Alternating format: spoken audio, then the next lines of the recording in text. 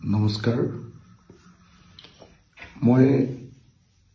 26 তাৰিখে 26 এপ্ৰিল 2025 চনৰ 26 তাৰিখৰ দিনা এটা ভুল বাক্য ক'লো তাৰ বাবে ক্ষমা খুজিবৰ কাৰণে মই এই ভিডিঅটো বনাইছো 26 এপ্ৰিলৰ দিনৰ ভাগত আজি মই লখিমপুৰ জিলাৰ বিভিন্ন অঞ্চলত যেতিয়া নিৰ্বাচনৰ পঞ্চায়ত নিৰ্বাচনৰ কেম্পেইন কৰি ফুৰিছিল তেতিয়া মই এটা বাক্য কলো যেটো বাক্যই এতিয়া মোক বৰ অস্বস্তিত পেলাইছে সেইকাৰণে সেই বাক্যটো উঠাই লবৰ কাৰণে আৰু মোৰ ভুলটো স্বীকাৰ কৰিবৰ কাৰণে মই এই ভিডিঅটো বনালো এতিয়া ৰাতি 1:20 হৈছে 1:20 কৈছে 26 তাৰিখ ৰাতি বুলি ক'ব পাৰে বা 27 তাৰিখ পুৱা বুলি আপুনি ক'ব পাৰে মই এইমাত্ৰ নিৰ্বাচনৰ কামকাজ সামৰি লখিমপুৰত প্ৰচাৰ কাৰ্য সামৰি থকা ঠাই আহি পাইছো এই মুহূৰ্তত মই ক'ব কৈছো যে আজি দিনৰ ভাগত মই কৈছিলো যে বিজেপিক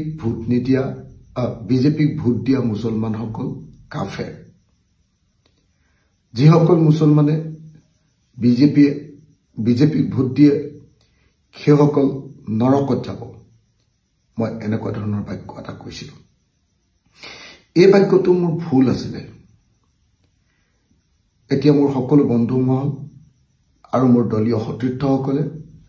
মোক এনে এটা বাক্য কোৱাৰ কাৰণে সমালোচনা কৈছে যে মোৰ নিচিনা এজন যুক্তিবাদী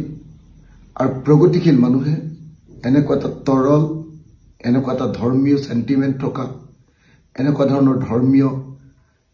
ধৰণৰ বক্তব্য কেতিয়াও প্ৰকাশ কৰা উচিত নাছিল এয়া অযুক্তিকৰ বক্তব্য আৰু এটা ধাৰ্মিক মানুহে কোৱা ধৰ্মভীৰু মানুহে কোৱা কথাৰ বাহিৰে আন একো নহয় বুলি মোক প্ৰত্যেকজন মোৰ সতীৰ্থ যিসকল মোৰ আদৰ্শগতভাৱে ভাল পায় সেইসকলে মোক সকলোৱে সমালোচনা কৰিছে সেইকাৰণে এই মুহূৰ্তত মই সমগ্ৰ অসমবাসী ৰাইজৰ ওচৰত ক্ষমা বিচাৰিছো যে মই এটা ভুল বাক্য কৈছিলো যেটো ভুল বাক্য মোৰ মুখেদি ওলোৱাটো উচিত নাছিল মই কৈছিলো যে যিসকল মুছলমান লোকে বিজেপিক ভোট দিয়ে সেইসকল কাফেৰ সেইসকল নৰকলৈ যাব এনেকুৱা ধৰণৰ আল্লাহ তেওঁলোকক শাস্তি দিব এনেকুৱা ধৰণৰ বক্তব্য এটা প্ৰকাশ কৰিছিলো মই একজেক্ট বাক্যটো ক'ব নোৱাৰিব পাৰো কিন্তু এনেকুৱা ধৰণৰ বাক্য এটা প্ৰকাশ কৰিছিলো আসলতে গোটেই দিন ৰাত যোৱা কিছুদিন ধৰি একেৰাহে প্ৰচাৰ চলাই থকাৰ কাৰণে মই যথেষ্ট এনেকুৱা ধৰণৰ প্ৰত্যেক দিনাই 20-25খন মিটিঙত এনেকৈ ভাষণ দি থকাৰ কাৰণে আকস্মিকভাৱে চিন্তা নকৰাকৈ এনেকুৱা ভুল বাক্য এটা কৈ পেলালো সেইকাৰণে সকলো ৰাইজে মোক ক্ষমা কৰিব আৰু মোৰ সতীৰ্থ যিসকল বন্ধু দলৰ যিসকল সতীৰ্থ যিসকলে এই বাক্যটো কোৱাৰ কাৰণে মোক বেয়া পাইছে মই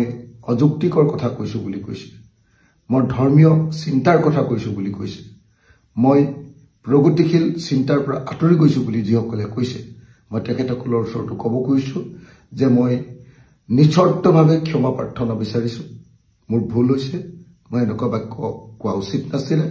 মই ভৱিষ্যতে এনেকুৱা বাক্য নকওঁ গতিকে সকলো পক্ষকে সকলো ৰাইজকে মোৰ এনেকুৱা ভুল বাক্যৰ কাৰণে ক্ষমা বিচাৰিছো আৰু মোক ক্ষমা কৰি দিবৰ কাৰণে